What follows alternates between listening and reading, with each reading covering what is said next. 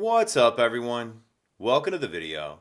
Today we're going to take a look at how to replace the battery in this Jeep Renegade remote key fob. This Jeep Renegade key fob is going to use replacement battery CR2032, and I'll put a link in the description box of this video so where you can find these replacement batteries if you're in need. So the first thing I'm going to do is grab my key fob and remove the emergency key that's in the bottom of it. That's done by pressing this release on the back of the fob that my thumb's on, and then the emergency key will pull out like that.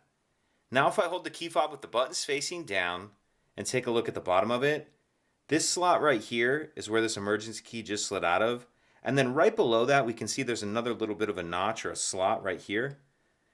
So what I'm going to do is take my key and push it in that notch as far as I can. It doesn't go in very far. Once you have the key pushed in as far as you can, then just twist it like you're opening a lock with a key. And as we do that, you can see it opens the case. Go ahead and pull the case apart. And in the back half of the case, we see our battery right here. And I'll use my key just to get under the edge of the battery and pop it out of that little holder.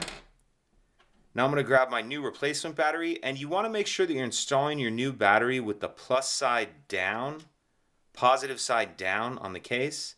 And I'm going to tuck this edge in first, the edge that's near this metal battery clip.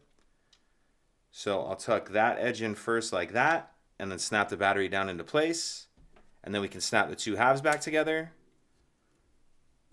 Slide our emergency key back in, and that's it.